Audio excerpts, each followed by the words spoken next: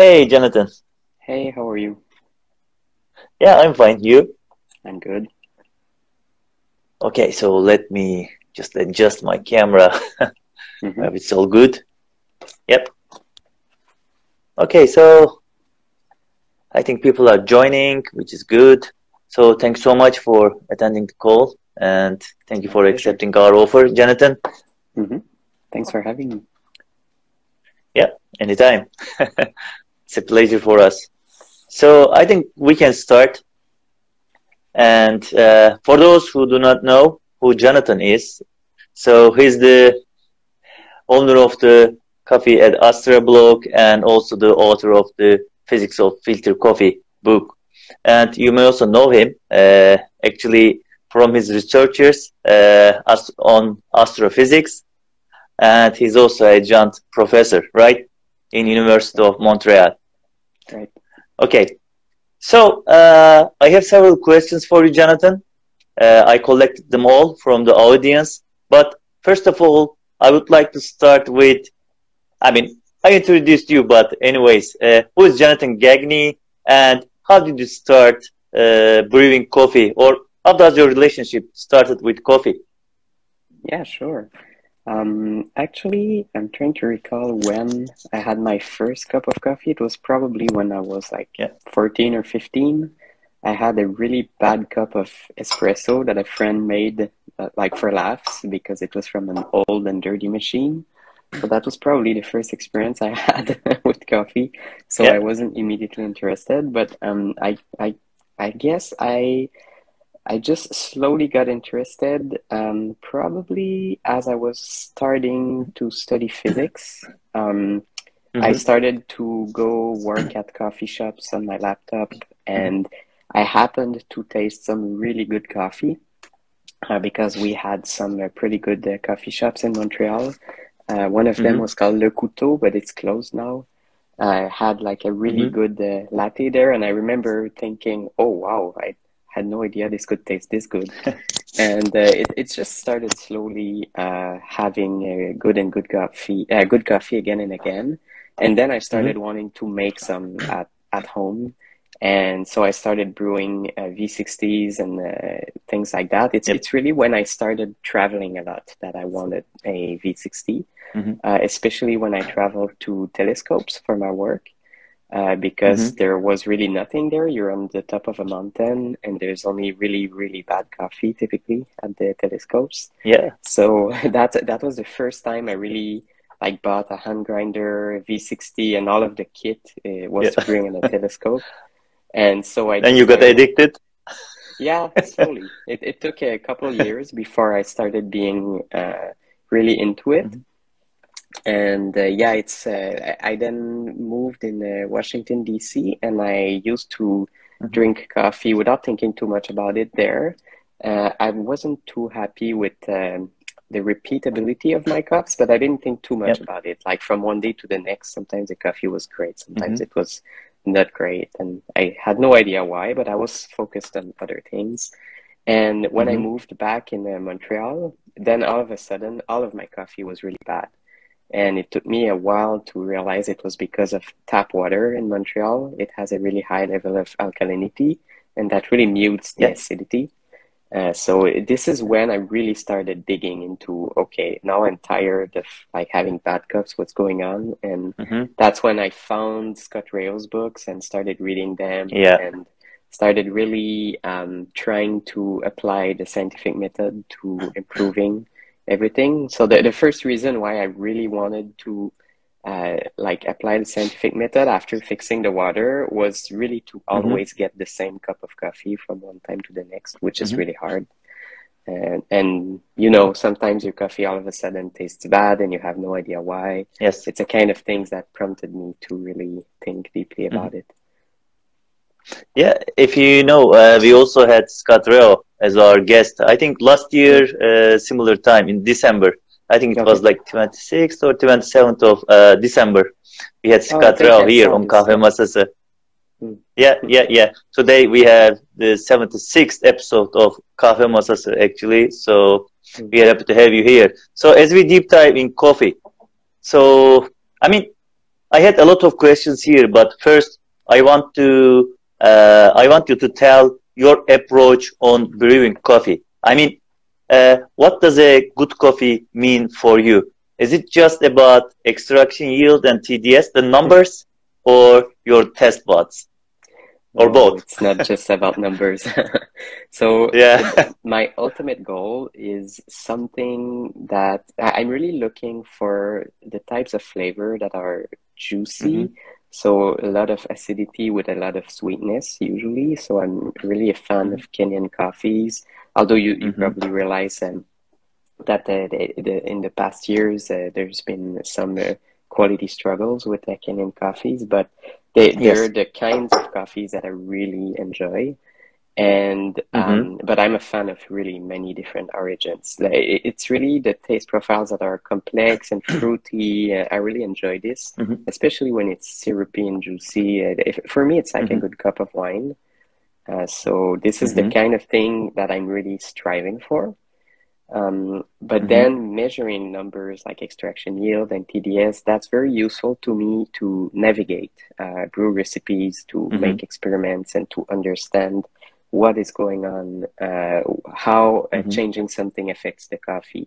So understanding the Yeah. physics behind it, I find it really, really useful for that. So I would never Hmm. only rely on the extraction yield to decide if I like a coffee or not, Hmm. but I Yes. find it extremely useful information to navigate. So it helps me Hmm. understand why something happens, basically, because at least you know there's one quantitative number that is repeatable, and it Hmm. tells you whether more or less stuff was extracted overall. It does Hmm. correlate with the flavor for sure, but it's so much more complicated than just a like 20% extraction yield tastes like X Hmm. or Y. There's just so many other variables that Hmm. affect taste. So it's Hmm. really a tool for me. It's like having a compass to like find your Hmm. way in the woods. If you don't have this tool, it's much harder to know whether what you did had any effect or not. Hmm. And it's easy to get lost in many small details that don't actually Hmm. do much. So it's a Hmm. good scientific way to explore, I find.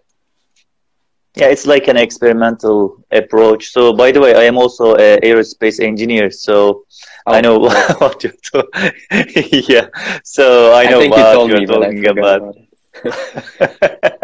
Yeah, the experimental approach and about the repeatability and impact of the parameters on what's changing. So, yeah, that's And important. But I got a lot of questions from the sure. home baristas, so home Hmm. brewers.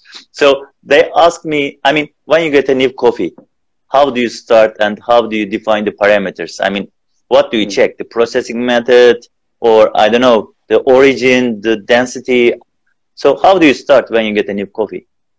Right. I tend to start with a reference recipe. So that depends from time to time. I typically change Hmm. my recipe every couple of months as I discover better ways to make repeatable coffee.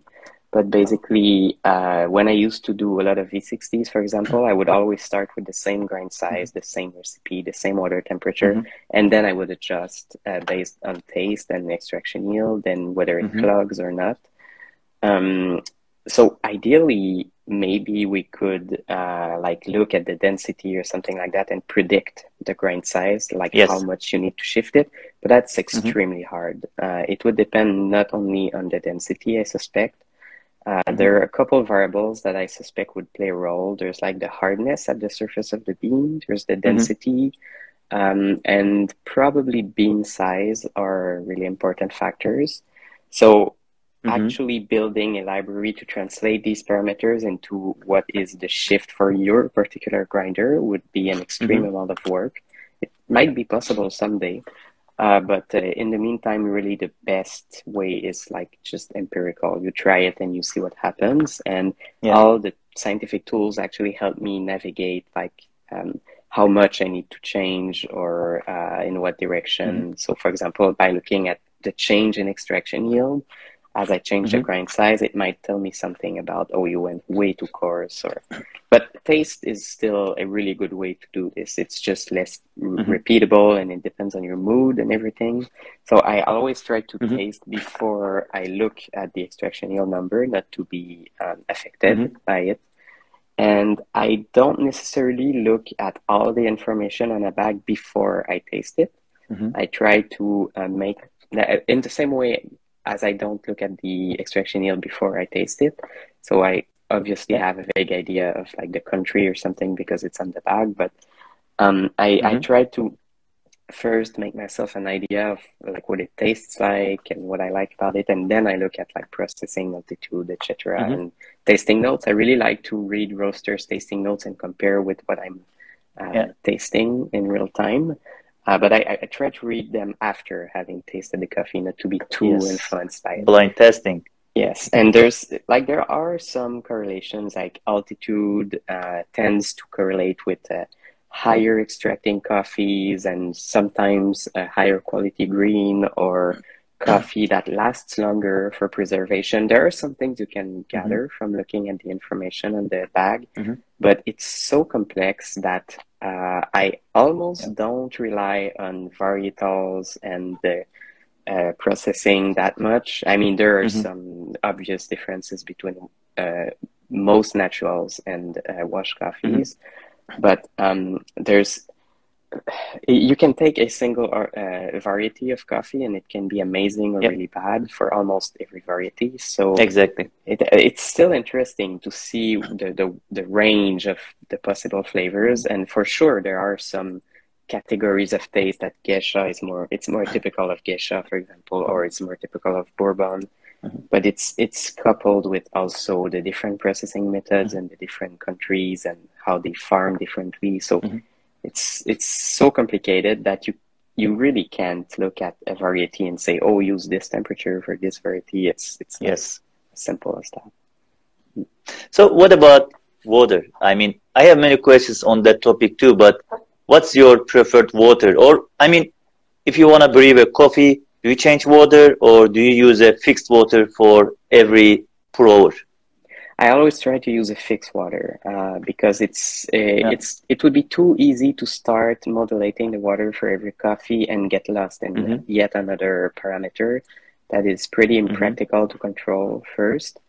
And it would introduce so much chaos that I prefer to use a fixed water that is appropriate for most of the roasts that I drink, with a few exceptions. So my favorite water is a recipe that I adapted slightly from Scott Rio, Daniels, and Barista Hustle, which has about 40 ppm as CaCO3 in alkalinity. So for those who are not familiar with this number, you can look it up. But this is the most important parameter for water because it tells you how much it changes the acidity in the coffee. Because it's like bicarbonate. Yes, it's buffer. It has many names, carbonate hardness, buffer, alkalinity. And it's not pH. It's completely different from pH. And it tells you how much stuff is going to change the acids in your coffee. So it doesn't remove them, but it changes their structure chemically, and it changes their taste a lot. So in a subjective way, if your buffer is very high, the coffee will tend to taste less obviously bright. With the acidity is going to be less obvious. It's going to be a lot smoother and less aggressive, let's say. So some people might like almost distilled water with a very low buffer because they love like the super strong acidity, but others might find it too sour because when you have too much acidity, it appears as sour, and that's something that not everyone likes. And so I use this water for almost everything. And the modifications I brought were really to simplify like how to craft it, like to use less materials. And there are a few exceptions that I noticed when I drank, for example, Phil and Seb, which is a Canadian roaster.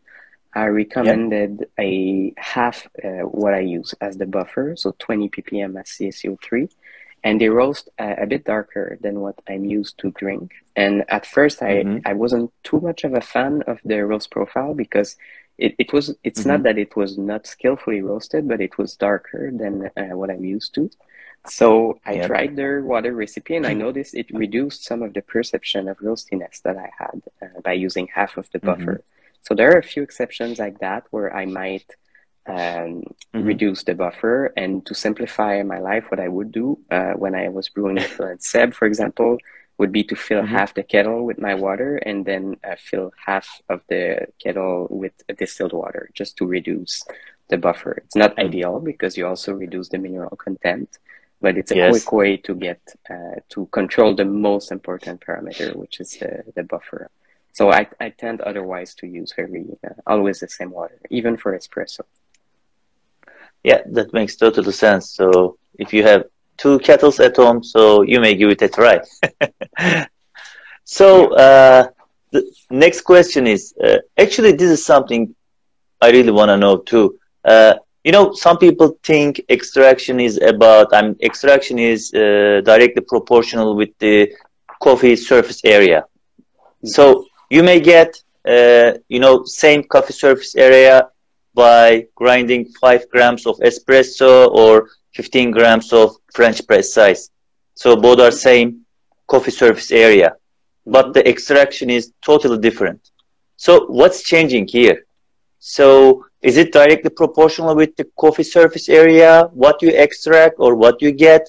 Or, I mean, what are we missing here? Because this is a question from a few people too. Yeah, well, if you fix all other variables, it would be. So you would get drastically higher extraction yields when grinding finer.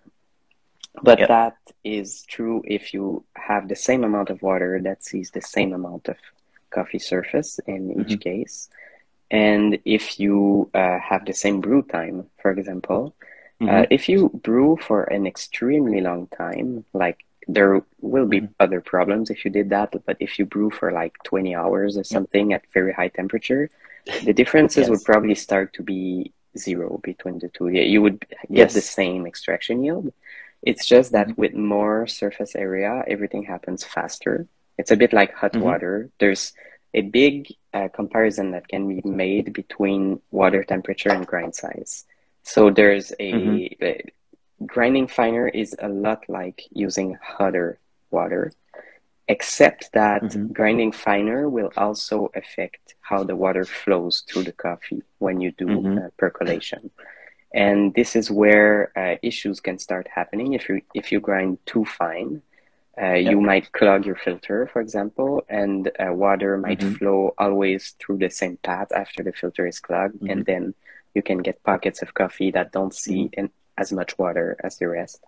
So and one example of that would be with a V60.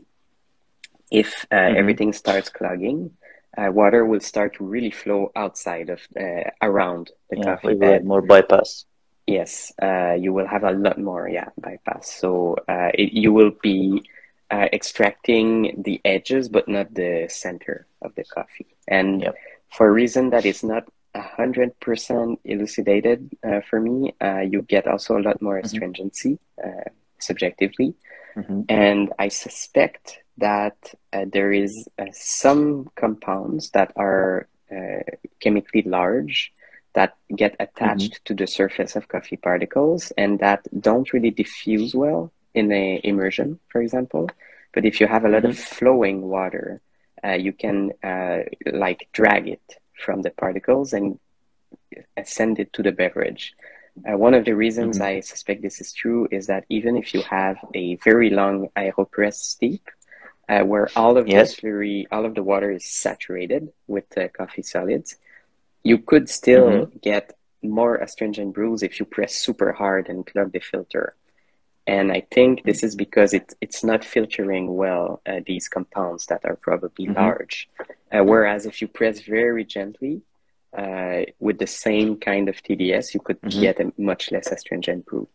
So it's more complicated than just stuff diffusing around. There's also very likely compounds that can be dragged away with the flow of water that don't diffuse well. So it's about the resistance of the maybe coffee bed or maybe amount of the water pressure applied. Yeah, okay.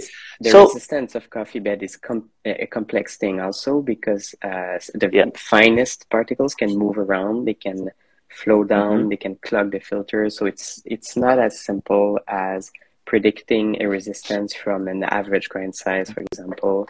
It can change while you're brewing, and if you have double the dose, you will have double the fines, but you could get a lot more than double the resistance, because when the fines travel, they can be much more efficient at plugging all the pores of your filter. So it's very hard to simplify how resistive a bed of coffee can be. Yeah, that's what I love about physics of coffee. I mean, there are still a lot to learn, and it's very difficult to numerically simulate how to brew the coffee. So that's the nice part of it. So we have a lot to learn. So now, my favorite topic, hand grinders or grinding. I mean, I reviewed almost all hand grinders in the market, so I love them. And there is a lot of difference between, I mean, even the grinder is a parameter in the brewing. It's like you may have the same particle distribution, but the test is different between the grinders. So I mean, suspect it's because of the particle geometry. So ones may have like triangular shape, the other may have spherical shape. So what do you think about it? Because when I review Kinu and Comandante or Espresso K Pro, I mean, most of them are, you know, very similar particle distribution. So I use a crew sifter and very similar. So I can get the same distribution between the grinders, but the test is different. With Kinu and K Pro, for example, I'm JMax, I may get more sweetness, but with Comandante, it's more bright and higher acidity. So do you think the particle shape impact the brew and the test profile of the cup? So if you have different particle shapes, it will impact the resistance of the coffee bed, but it will also impact how fast the chemicals can extract. So if you have more elongated particles, it's going to be easier to extract them well compared with a particle that is the same size but spherical, because the core is hidden deeper in a spherical particle, basically. However, I've used my app, which so I wrote an app to do particle size distributions, and it works with photos that you take of the particles of coffee. And I have never been able to quantitatively observe a difference in shape between grinders. And when I just qualitatively look at the particles by eye, when I spread them over, I have also never seen a clear difference. So there is one thing that is always true. The larger particles are less spherical. They tend to be flatter. They tend to be like flat rectangles. And that is true for Comandante. It's true for all the grinders I've tested. So the Niche, the EG1, the EK43. I've heard a lot about some creating boat-shaped particles, other creating spherical particles, but I've never seen solid evidence for it. So I'm starting to be skeptical of these claims that the shapes are different, or even that the shapes can depend on the different burr geometries, like conical burrs versus flat burrs. I've never seen a clear difference in particle shapes between the two. So it could be that the data is not good enough yet, but I suspect that there's a better explanation. I suspect it's due to the fraction of fines in the coffee, and this is extremely hard to measure. So, for example, if you use my app with a really good data collection with a scanner, for example, to get always the same lighting, always the same pixel size, it's almost impossible to see the particles finer than about 0.2 millimeters or 200 microns. And there's a lot of stuff happening below that threshold that is super important to how water flows and to the resistance of the coffee bed. So these kinds of particles actually dominate what determines the resistance of a coffee bed. So if you dial in a brew with a grinder that has a lot more of them, you will change the peak of your particle size distribution. So you will have to grind overall coarser to get the same flow without clogging. Otherwise, it would stall. And by doing this, you are extracting at a very different grind size. So if it's coarser, you will experience more acidity, more cleanliness. And also there's all kinds of particle shapes that can have a different, particle sizes, sorry, not shapes, that can have a different impact on the flavor also. So if you have more fines, you might clog the filter more. But imagine you have particles even finer than, say, 10 microns. You could have particles that are like 1 micron. And those wouldn't necessarily clog your filter. They would go through the filter, end up in your brew, make it more cloudy, and this definitely interacts with your taste buds in a way that changes the perception of taste. So there's a lot of things that we can't even see with laser diffraction. Laser diffraction, if I recall well, it's like 5 or 10 microns that it can detect. It can't go down to 1 micron. So there's the stuff that changes the cloudiness of your brew that will be important. But there's also all of the other particle sizes from, say, 10, 20 microns to 100 microns that will be super important for the coffee resistance. And those will really dominate how you dial in your coffee. And they will not change the taste by themselves because they are too small a fraction of the solubles. There's not enough weight of coffee in these range, but they will dominate where you place the rest of the coffee particles. So if you have too many fines, you're going to grind a lot coarser, so completely different taste. So I suspect this is the biggest difference between different manual grinders, for example. When you go into electric grinders, there may be differences in heating the grounds, but I'm not sure how much of an impact this has. And there's definitely, it's possible that it's not much, And there's definitely an impact of how easy it is to clean a grinder. This is not an issue with hand grinders. They're almost always easy to clean, but automated like motor grinders, if there's a lot of coffee grounds that are staling inside of it, this is completely going to change the taste. It will ruin your cup. Yes. So now another popular topic, blooming. So, I mean, there are many recipes for every coffee. So what does it change when we change the water ratio we used in the blooming? Or, there's also another thing like long bloom. So what about we change the bloom duration or the amount of water we use in the blooming? So what's your advice or recommendations or observations? So usually I would use 3 times the weight of your coffee to bloom. You want to be sure you use enough so that all of the coffee is wet. But if you use too much, then you start the whole extraction of your brew a bit sooner. So let's say you would use 10 times the weight of your coffee to bloom. It will be really efficient to get it all wet. But then if you want to get a decently high extraction yield after that, you're going to have to add maybe another 10 times the mass of your coffee in water. And then you will end up with a 1:20 ratio. So you will end up with a very weak brew, although it might be super well extracted. So it's it's a matter of landing on the kind of strength that you like with the ratio that you like, but using enough water to do a good bloom. So it's not that there's a problem with using too much water when you bloom. When you do an immersion, like a French press, you don't actually need to bloom because the whole water that you're using, you can view it as a bloom. So you just put all the water and you stir. So you might be doing a 1:16 bloom in this case, but it doesn't matter because you don't want to add more water after that in that context. So it's really a matter of using enough so that it's all wet, but not too much that it kind of forces you into a recipe you don't want. And the reasons why we bloom, there's a lot of different reasons. So people often refer to degassing of CO2, which is an effect for sure. It's the most obvious effect, and it's good to get the CO2 out of there to get a more even flow of water after that.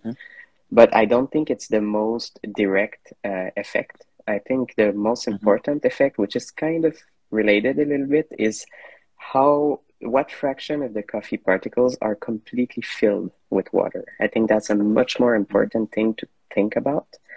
And this depends a lot on the sizes of the particles. So I've done some experiments in measuring the amount of water retained in a spent bed of coffee with different ratios and different blooming times. And what I noticed is that if you grind like espresso grind size or finer, the particles start retaining less water, probably because you've broken them. There's no intact cells inside of the bean, the particles to retain as much water. But if you go above that, the coarser the particle is, the longer it takes for it to be completely filled with water, which makes sense because it's like water has to travel through a maze to get to the core of the particle. But in the end, it always retains the same amount in my experience. So if you were to wait like 20 minutes and sift at many different grind sizes and ignore espresso, you would get the same final amount of retained water, but the coarse particles might take 5 minutes to be filled. The fine ones might take 1 minute, and it's kind of exponential with grind size, with particle size. So the fine ones get filled pretty fast, but the coarse ones that are like almost a millimeter in diameter, those can take more than 5 minutes to be completely filled. So I suspect this is where long blooms start being really beneficial, especially if you grind coarse. And it seems to be more important with lighter roasts also, probably because the pores are smaller inside of light roasted coffee. So it takes even more time for water to travel. But imagine you're grinding very coarse and using a light roasted coffee, and you do a 30 seconds bloom and you are done by 3 minutes 30. Some of the coarser particles aren't even filled with water completely yet.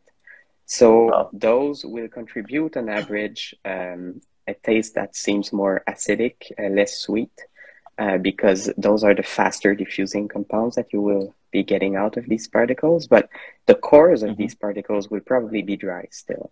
So I think this is where a long bloom is really useful. If you bloom for 5 minutes and then do the rest of your brew, you gave more time for your larger particles to absorb water. The issue is that I'm not sure if the water keeps getting deeper and deeper after all water has dripped from the bloom. So I think one avenue that is worth exploring is doing a steep and release during the bloom. That might be a good thing. However, it might cause clogging sometimes. It's something I haven't experimented enough with. But it's something that I think is there's some potential there to do better brews. And yeah, there's a few more things that happen when you bloom. So you degas, you absorb the water, but also the coffee, the bed of coffee gets higher and higher as the space between the particles get filled with water. So initially, I thought that the particles would expand when absorbing water, but there's some recent work by Samos Murky, who is a scientist in the field of coffee, who noticed that at least for espresso, the expansion is really only due to water getting between the particles, not inside the particles. So it might also be the case in filter coffee that the change in the depth is due to water filling the interstitial space between the particles. And yeah, so it really changes the dynamics of the brew, and it makes sure that all of the coffee is wet, as I mentioned before, because if you have dry spots that are really completely dry in your bed of coffee, water will be kind of repelled from these paths. It won't flow through this. It's a bit complicated why that is, but a dry sand or dry coffee is a lot more resistive to the flow of water. So you want to give time to water to really diffuse everywhere and fill everything. Yeah. Okay, so that's the first purpose of blooming, actually. So, I mean, not everyone has the best equipment at home. So not the best grinders, or they're not the best barista. They don't have the best barista skills. So considering this, what do you recommend people that has, you know, has an average grinder at home and that don't know all the physics of brewing coffee? So how do they brew the coffee? It's like, you know, do they need to stir or swirl during blooming?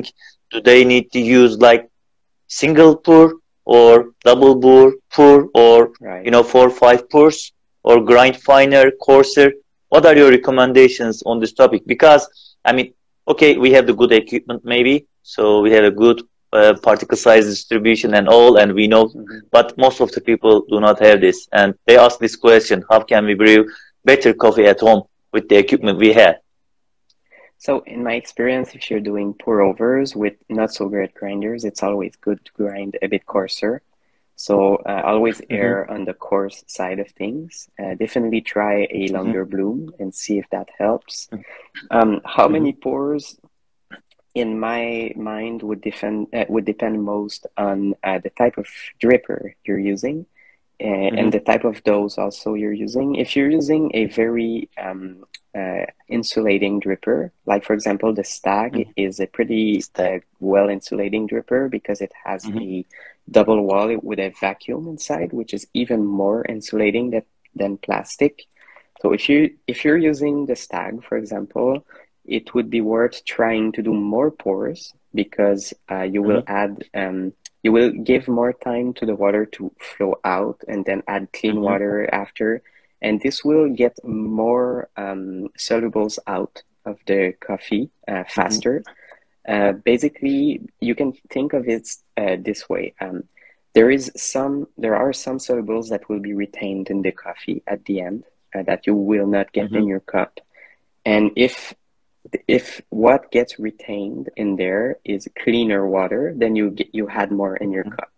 So if you do many pours, what remains in the coffee at the end is clean water, so you extracted more. So this is why many pours extract more than just one pour, which is like an immersion, for example. And so the downside of that is that you lose a lot of temperature when you let the water go very low.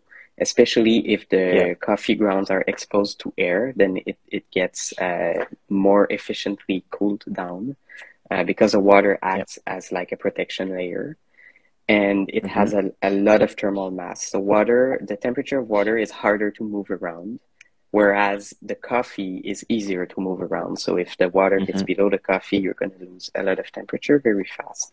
So always try to have at least a little bit of water on top of your coffee. But if you have a ceramic dripper, for example, I would recommend doing less pours. But if you have a plastic dripper, maybe 2 pours. And if you have a Stag, in my experience, I used to do 3 or 4 pours. So you can do more pours as you have a more thermally stable dripper. And otherwise, if you have a pretty bad particle size distribution, so a grinder that generates a lot of fines, for example, I would recommend trying the long steep aeropress method because this is a lot more forgiving to worse particle size distributions, especially if you can add a prismo at the bottom, which is kind of a valve that only opens when you press. This will allow you to put some water first. And because you have a buffer of water before you put the coffee in, it will the very fine powder will stay in suspension in the water instead of going to clog the filter immediately. And this will make it a lot more easy to push the plunger gently without clogging the filter. So adding a buffer of water is really a good thing before you add the coffee. So this would be a way if you have worse equipment. And in my experience, some of the highest quality extractions I've gotten were from this method, the long steep. Having a very long brew time gives a lot of time to the chemicals in the coffee particles to come in balance with all of the slurry. So it's more wasteful because what remains retained inside the coffee particles is lost. You won't drink it, but it's come in balance with the rest of the coffee so well that the taste profile of what you drink is a lot more like a very high extraction in a percolation, for example. Actually, there was a question about this one, your long steep aeropress method recipe and the taste difference between, I mean, they asked me whether you can get the similar taste profile between your long steep aeropress method and high extraction V60, and what you say is yes, right? You may get similar test profile between two Yes. methods. So that's Except the that it's advantage going of to, it. yes, except it's going to be extremely hard to do this with a V60 without having also a level of astringency on top of it. Whereas it's more manageable with aeropress. It's also a potential problem if you press too hard, if you clog the filter, but it's a lot easier to avoid it, in my experience. Assuming you're going at very high extraction levels. Yeah. So, do you ever prepare Turkish coffee? You know, we are in Turkey, so we are based in Turkey, so that was one of the questions from the audience. Do you ever prepare Turkish coffee? Any No, idea? I actually don't have the equipment for that, and I never tried with Yeah. specialty. Did I ever try with any coffee? I don't think I ever tried Turkish coffee, so I'm pretty, like, I would be pretty interested in trying it. I think Yeah. it should be really interesting, yeah. But I It never could be really tried it. nice. I mean, if you get a Jezve or Ibrik, Yeah. I mean, that could be very interesting because we have some champions in Turkey. I mean, Turkish coffee brewer champions, and they use, you know, different methods. Like they don't start with cold water; they start with water at 60 degrees Celsius, and they limit the brewing time like 1.5 minutes or 2 minutes in order not to, you know, extract a lot. They pour the coffee in a ice cooled cup, for example, just to stop the brewing process because you have the fine particles in the coffee. Yeah. So I mean that could be really very nice if you maybe start brewing Turkish coffee. Yeah, I mean it's probably a completely different world because like it's boiling as it's brewing and you are also not filtering it up as much. So I expect something completely different, and I'm actually looking forward to try it with specialty coffee at some point. Yeah, that could be. I mean, that's worth to try. So, my other question, I don't know why, because the guest is you. I got a lot of questions on how to brew coffee in a zero gravity environment. I don't know. They tell me, you know, if you have a zero gravity or, you know, less gravity, will it be an immersion or percolation? I don't know. I mean, I had these questions from 5 or 6 different people. Well, if you have less gravity, I mean, percolation might be still good because you would get a longer brew time without clogging or without uneven flow necessarily. So that could be really good, actually. The problem will be boiling water. So if you have less gravity, you probably have less pressure, and then it makes it really hard to boil water. So because of that, doing a pour over would be very hard unless your water's super cool, and that's not desirable.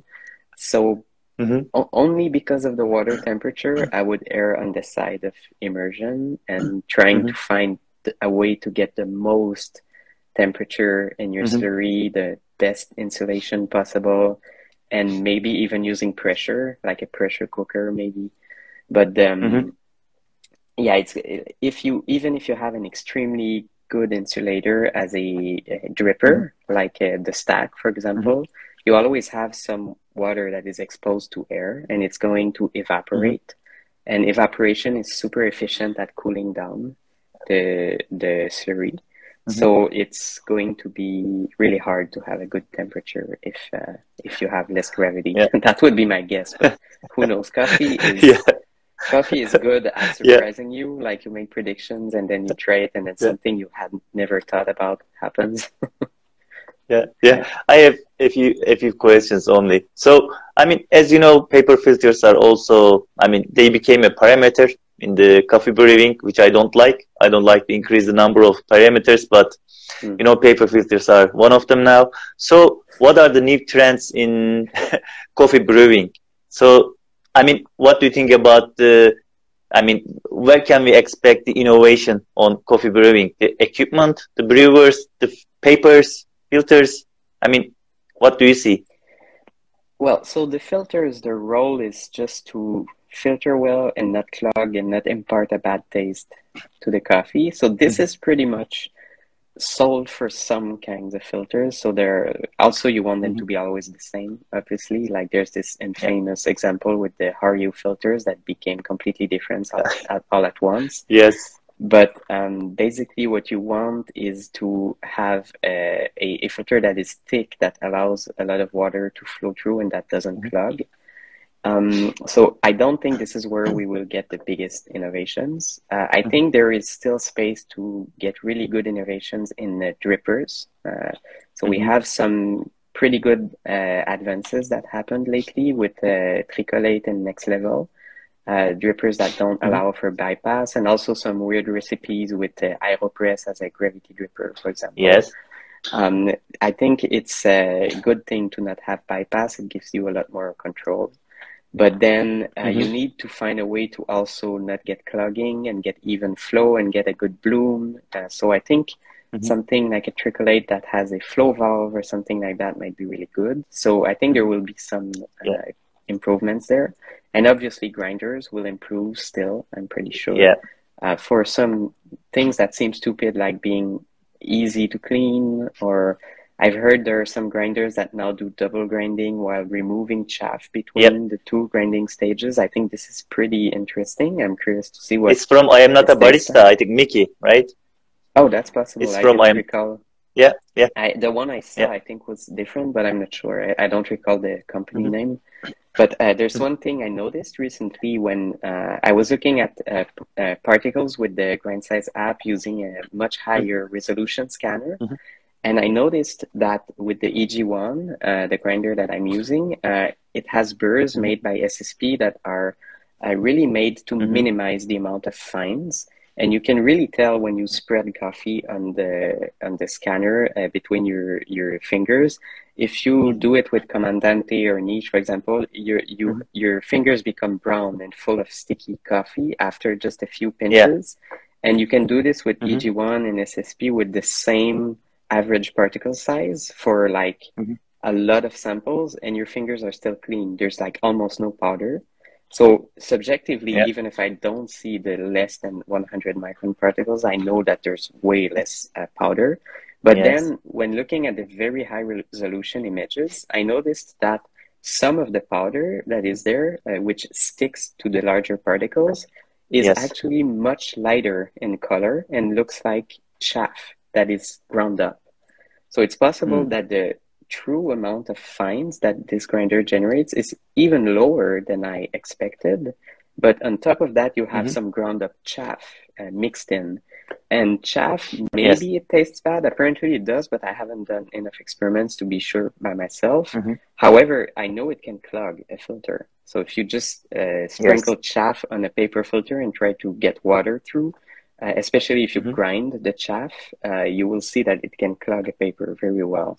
So, and it's roasty. It has some roasty I'm not surprised. Yeah, flavor. That makes sense. Yeah, because it's so light that it would burn very fast in a roaster, I suspect. So that makes sense. And so if you can collect enough chaff, you can collect enough chaff from a roaster, you may try that.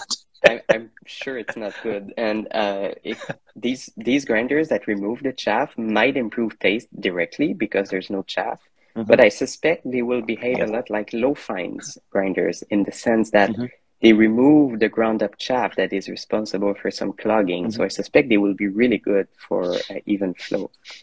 But this is just predictions. Yeah. Okay. So my last question, actually, a big thank you. So, I mean, for those who do not know, you may just visit Coffee Ad Astra blog. So coffeeadastra.com. And also Jonathan is the author of the physics of filter coffee.